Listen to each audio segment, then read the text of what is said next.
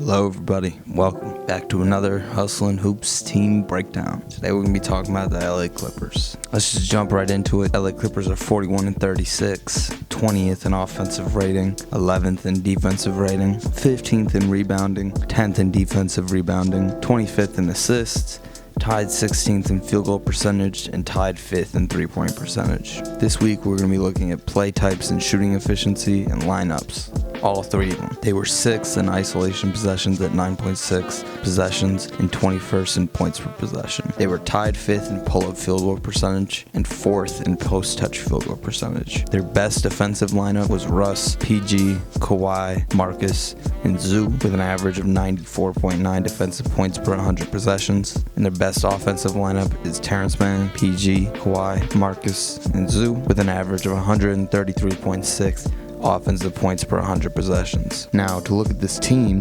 bottom to top, you got Rocco shooting around 35% from 3 on around 3 attempts. He has the highest defensive box plus minus on this team. Rocco, we know Rocco, he's switchable 2 through 4, 2 through 5 sometimes. And, we just saw last night him hit 6 for 6, 7 for 7 from 3, something like that. Absolute career night. And, just having a guy who can pop off like that on your bench is really solid. Really fucking solid. Then right next to him, you got Nick Batum. 70 games played for Nick Batum. Absolutely love to see it. 38% from 3 on 4 attempts. Shooting 50% on pull-ups, 83% from the elbow, obviously on low volume, but 83% from the elbow. I've already given my Nick Batum spiels before. This is the guy who you close your games with, who can, scram, switch, who can guard up, realistically initiate plays if need be, and can shoot really, really well. And you got Mason Plumlee, acquired at the deadline, played 15 games so far. He's top 15 in the league in offensive rebounding, defensive rebounding, and 2nd in the league in field goal percentage, and 3rd in true shooting percentage. Mason Plumlee is, you got 2 guys who you can get 20 solid center minutes out of in Zubac and Mason Plumlee. And it just allows you to have such a solid bench unit. Now, knowing who to start and who to close with, Ty Lue is dealing with those issues right now, and he is way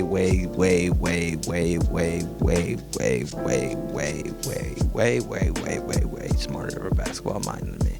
So, to sit here and try to tell you that I know more about that, no. Bones Highland, 6 games played so far since the trade deadline, since being acquired. 34% field goal percentage, 14-point high as a Clipper. So far, the Bones Highland situation hasn't necessarily looked amazing, but it's Bones Highland. I'm not gonna sit here and over-critique or over-analyze bad shooting from a player who takes relatively bad shots, but a high-energy guy off the bench, so nice. Yeah, Terrence Mann, 73 games played, had become their de facto point guard until Russ's arrival. Ever since then, he's still looked pretty solid. Eric Gordon, ever since the trade deadline, being acquired, 41% on 5 attempts from 3, just genuinely helps space the floor a lot. Really good catch and shooter, good at attacking on the closeouts, not much else if I'm being honest with you, but that's solid. And then you got Zubac, who was 10th in rebounds per game, 4th in offensive rebounds, 12th in defensive rebounds, 11th in blocks per game. Zubac is again, just like I said before, gonna give you 20-25 really fucking solid minutes on the floor. And, when you have him and Mason Plumlee, you don't really gotta worry, especially, you look at Zubac's rim protection this year, and it's, Marcus Morris, 64 games played, 36% from 3 and 5 attempts. Defense has just not been the same these last 2 years that it used to be, but it is what it is. You got Russell Westbrook, had a great game last night. Dropped like 30 or something. Yeah, 36. But he's shooting 55% from the short mid and 37% from non-corner threes on 19 attempts ever since the trade deadline. And that's pretty decent. 37% from the wing, I'm assuming, is the primary bulk of those three-point shots, that's pretty decent. Just as an attacker, we've seen this, with a lot of teams, that having someone who can take it downhill and put pressure on the bigs without fear is often a super important aspect to teams' successes on offense. Now you got Norman Powell, who's played 54 games, 41% from three on around 5 attempts, 49% from corner threes. You got Paul George. We'll be talking about him in the deep dive along with Kawhi. But real quick on Kawhi. Kawhi has played, let me double check so I don't talk on my ass. Kawhi has played 47 games this season. 47. Just saying.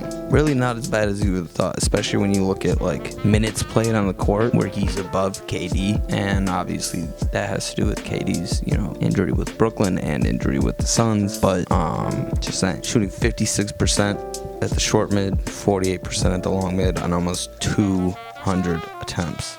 200 attempts, and he's shooting 53% on corner threes. So it's been another really solid season for Paul George. Obviously, you would like to see him play more than 56 games, but with him being out now for the remainder of the season, and most likely until at least late in the first round, the focus turns to Kawhi and others for the remaining games. Paul George this season was in the 96th percentile in stable PNR ball handler points per possession, the 98th percentile in stable spot-up points per possession, the 83rd percentile in stable PNR roll man points per possession, the 85th percentile in stable cut points per possession, the 91st percentile in stable post-up points per possession, and the 71st percentile in stable ISO points per possession. He was in the 92nd percentile in mid-range pull-up shot quality, shot creation, 15th percentile in mid-range pull-up shot quality, 89th percentile in mid-range pull-up shot making, 91st percentile mid-range shot creation, 3rd percentile in mid-range shot quality, 91st percentile mid-range shot making. Despite all that, PG has played his most games in a season as a Clipper this year. His impact on both ends of the court remains top of the league. His ability to initiate offense for this LA team that struggled to put together offensively pre-All-Star break has to be noticed and shouted out. We've seen Kawhi carry less talent-filled rosters to a chip before. Not saying the expectation should be everything on Kawhi's back. Just saying that obviously, with Paul George out, Kawhi's going to have to pull out a few of his tricks and truly lock in on both ends for a full 32, which we know he can do. He was in the 95th percentile in points per possession, the 93rd percentile in stable transition points per possession, the 99th percentile in stable PNR ball handler points per possession, the 86th percentile in stable spot-up points per possession, 78th percentile in stable PNR roll man points per possession, the 77th percentile in stable cut points per possession, the 89th percentile in handoff points per possession, 79th percentile and 78th percentile in stable off-screen points per possession, the 98th percentile in stable ISO points per possession, the 97th percentile in stable post-up points per possession. Kawhi was in the 88th percentile in drives per 75 and the 82nd percentile in drive pass-out rate. Kawhi, in a small sample size, is killing it in the mid-range. We know that. Don't really have to go that in-depth for Kawhi. We all know about his robotic-ass game. One dribble pull-up, tween it to a post-up, turn-around fader, cash, all of it. And yeah, Kawhi was in the 94th percentile in total ISOs per 75, 95th percentile in total ISO impact, 82nd percentile in floater shot creation, 92nd percentile in floater shot making, 98th percentile in mid-range pull-up shot creation, 31st percentile in mid-range pull-up shot quality, 90th percentile in mid-range pull-up shot making, 98th percentile in mid-range shot creation, 8th percentile in mid-range shot quality, 97th percentile in mid-range shot making. Now,